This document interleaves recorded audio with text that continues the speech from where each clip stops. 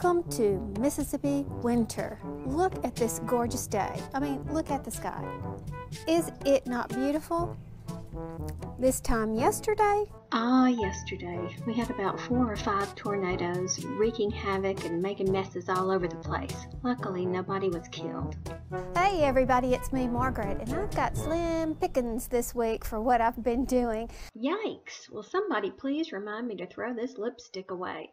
Had lots going on in my life. It's just not allowing me a lot of yarn time, and that makes me a little grumpy sometimes, but I do what I can when I can. So let me hush up and show you what I've done. All right, you'll probably remember from the last Sheepishly Sharing, if you saw it, that I am on a quest to find a good brim to add to an Addie hat. Now, if you look on YouTube, you're going to find different ways to add a brim, and I want a ribbed brim. There is a video out there that I'll link. Maureen brought it back to my attention. I had seen it before, where you can actually do it all on the machine. But for me, it just seems kind of tedious, and I don't want to stand over the machine and create the ribbing with each little thing, and then you have to pull it back. It just seemed a little tedious. Maybe it's not. I need to hush up and try it, don't I? But anyhow, I'm looking for something that I can take off the machine, sit down, and finish. All right, so I've done some crochet borders that I haven't been really thrilled with. Seems like every week I try to bring you a new experiment. That's not planned, but that's how it's turning out. This one is hand knitted.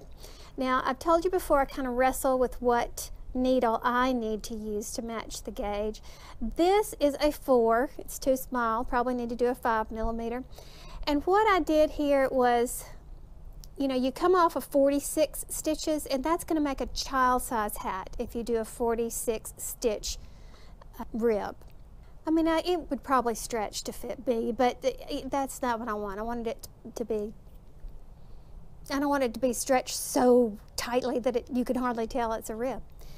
So what I did here was I picked up a stitch. I would knit and then pick up that bar and add it, and this is the kind of ribbing effect that I got. So I ended up increasing to 92 stitches so that I could do a 2x2 ribbing, thinking that it would pull in, but look, it really didn't. So I don't like this, don't like the bar increase. Maybe that's the problem. Don't know, we'll continue to work. However, you don't see this flaring when you put it on. It's just, it looks fine when you put it on. So it's not like this is a total wreck, but it's just not what I'm looking for. Now, I told you we went to Atlanta to see Thomas. Well, he's actually in Gainesville, but we usually don't stay there. We stay in other parts, different places. And they had a parade, and it was fun. But anyhow, 7.5 hour drive for us. So I finally cast on the Trillian Scarf. And this is funny. We saw Amy Ming Mao do this, and the next thing you know, Erin got hooked on it, and now I'm doing it, and I just love it. And I like how this self-striping yarn does, because you know, you start from this little tiny corner here, so the stripes of course would be large, and then you can see as you go up here, the stripes thin out, so it looks like, you know, a gradual gradation, and it just is the natural pattern, the way the pattern takes you. Now, I did make 2 mistakes here at the beginning, and it's because I'm not focusing the way I should and didn't have the pattern locked into my head, because I mean, it really is easy to memorize once you get the hang of it, and so that bugs me. But remember, with the way you wear this will probably not be seen, or at least you can camouflage it, so that's okay. And then over here, I had a knot in my yarn that just appeared. And where did it end up? Right there on this edge. You see that? So I think I can camouflage that with a needle and real thread, not yarn. I can pull it in there and hide it in that end. So other than that, it's going really well. I really like it. The yarn for this was some that I got on super sale. Deborah Norville Premier, and the color is called Chili. And it's fun to see how it works up, because you really can't tell what's going on when it's wound up in the skein. but it is a striping yarn. So it would probably make some really neat little striped socks. Last week, I asked you to explain to me why 2x2 ribbing pulls in more than 1x1 ribbing. And I got several answers, but I really want to thank Louise, who is IZH on Ravelry, who explained it in such simple terms my little brain really understood. So I'm going to share it with you. She says it's because of the nature of the stitches. In 1x1 ribbing, the stitches counterbalance each other, working against each other. And when you have the 2x2 ribbing, the fabric is allowed to curl more every time the two stitches lie together. Just as when you do a swatch of stockinette stitch and the knitting will curl to the back, on the sides, and to the front on the top and bottom. The 1x1 ribbing is used to keep the knitted fabric from curling on the edges. So it's the counterbalance more frequently than the 2x2 ribbing. Also, last week, I put a call out for help with latch hooking to see if anyone could identify this stitch for another subscriber, CCY. And we got some really great responses from a South Carolina girl, Mitzi Curry, and Deborah S. And I have a thank you note from CCY who said, "Thank you, mystery solved. It's the Giordes method." I don't know how to pronounce that. "And I can now work on this project. Please share my gratitude with the viewers. I'm so grateful." So thank you guys for sharing your knowledge. That was a big help. Also last week I got a question from Lori, who's a new knitter, and she asked me what size needles I use for the baby hats. The video that I had uploaded on baby scrap hats is what she was referring to. But she said, "Is it the one with the tube at the end?" And this question confused me at the time, but she was referring to circular needles. And that reminded me of something else I want to share with new knitters when they get ready to purchase a set. Now she said tube, but what she was referring to is what we normally call a cable or cord. And I wanted to show you how important it is to choose a good needle with a good cable or cord. I bought a set of inexpensive needles from eBay or Amazon or something like that when I very first got started. And I love the wood. I think they're bamboo, I don't remember now. But it was wonderful. It's smooth and great. But they're made with this tube that is very similar to what you would get when you have an IV in the hospital. I was very fortunate with my first knitting project, the first hat I put on here rather, that the yarn did slide smoothly on this plastic tube, but I have found since then that not a lot of yarn will, or acrylics I should say, will run smoothly against it. It's very hard to work with. So I don't recommend anybody purchasing this inexpensive set because you may find yourself discouraged if you don't happen to have the yarn that it likes. Now, this is from my interchangeable set. These are the Rosewood Cubics from Knitter's Pride, and the interchangeable cords are wonderful. They're a hard plastic. See, they're flexible, but they're hard, like, you know, to push on. So when I say hard plastic, I guess I'm confusing you because they are very flexible. See? But they're not a tube. I mean, I really don't think this is a tube at all. But this happens to be a Knit Picks cable, and they do work on Knitter's Pride needles and vice versa. That's not something that they advertise because they are competitors, but they work really well if you use your key to tighten it. You see that little hole? This is the tightening key that comes with your interchangeable needle set. It looks just like this, both for Knit Picks and Knitter's Pride. And basically the way it works is you just stick it into the little hole that I'm trying to do through the camera, which is kind of dumb, isn't it? Okay, now what this does is give you leverage when you're twisting the needle into the cord, and so it holds it tightly. So you really do need to use these. I keep them all over my house, in my bag, everywhere, because they're essential. If not, they may run the risk of coming loose on your project, and you don't want to drop any stitches. Now this brings me to a whole different issue. This was on Instagram by Nurse Cody, who is also Cody Knits on YouTube. He has a podcast that you could follow. And he posted this picture.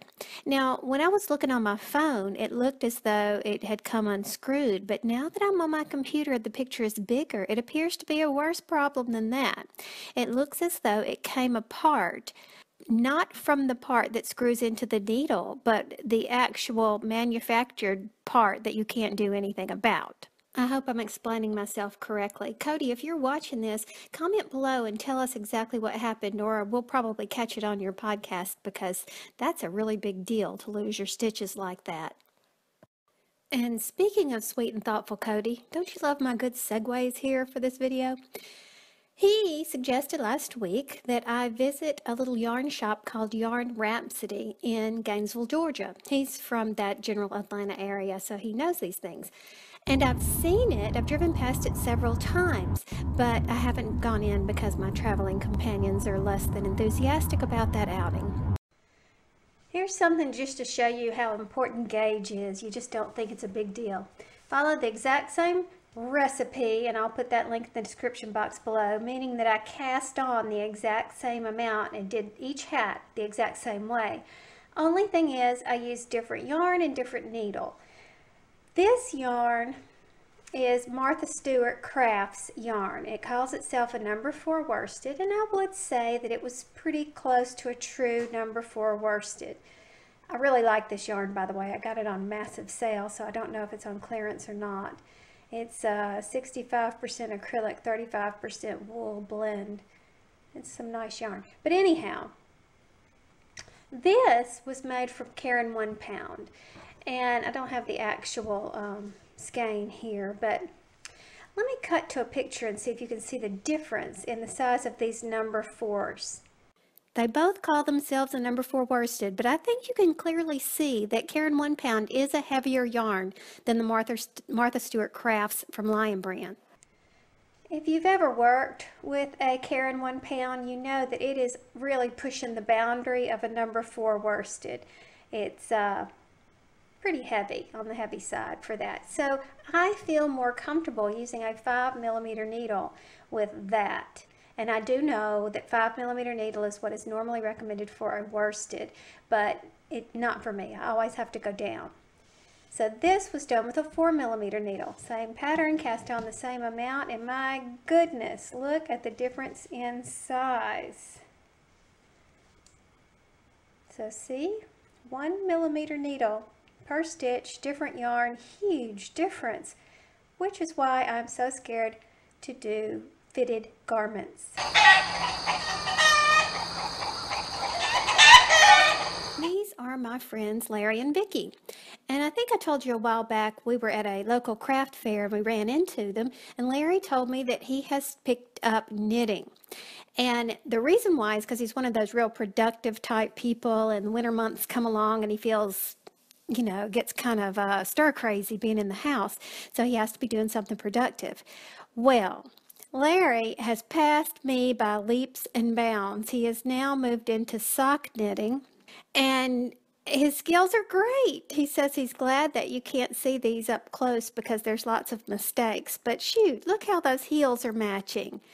And then he told me that this one he made for his daughter, and this is the vanilla latte pattern, and he discovered with this pair very nice yarn. So now he is a self-proclaimed yarn snob, and I think we know, we can all understand what that feels like. So good job, Larry. Look what Christian Siriano used in his last fashion show.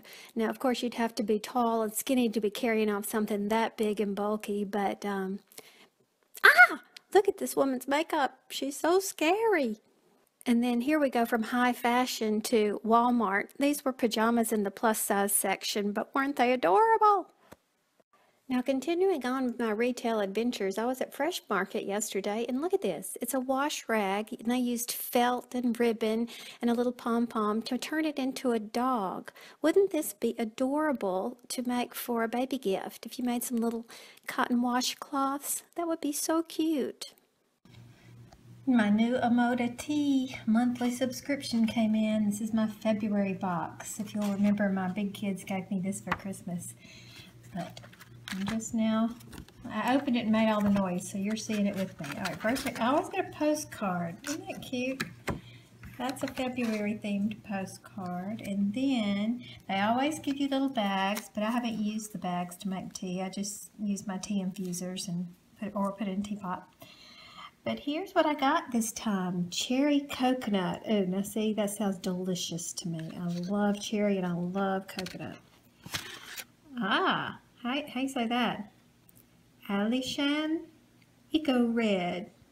Medium caffeine. I'll have to let you know about that one. Honeybush Haze, caffeine free. And Suyu Jade, I don't know, oolong tea. Okay, that's a medium caffeine. What was that first one? The first one is a high caffeine. Oh yeah, and here underneath is where they tell you a description, so you can see if it's something that you would like. Oh, I always love cinnamon in my tea. Ooh, cinnamon and caramel. Really, really looking forward to this bunch. Oh, my big kids are so smart. Look guys, Jewel Ogle was at it again. She makes soaps too. And look, she sent me these soaps. Aren't they adorable? That's like a little fairy in a garden. And there are some dolphins. And here is an angel. And then here, I had to try it out. It's a little flower basket. But I had to try it out, so I washed my hands with that. And she explained to me some really neat things, and that is that in colonial times, one of the best gifts that you could give a new bride was soap that had aged at least a year. And these are aged soaps too. So I was just so excited about it. It says that older it is, the better it suds, the better it lathers. So isn't that good information? I did not know that. Thank you, Jewel. I got a surprise in my inbox the other day.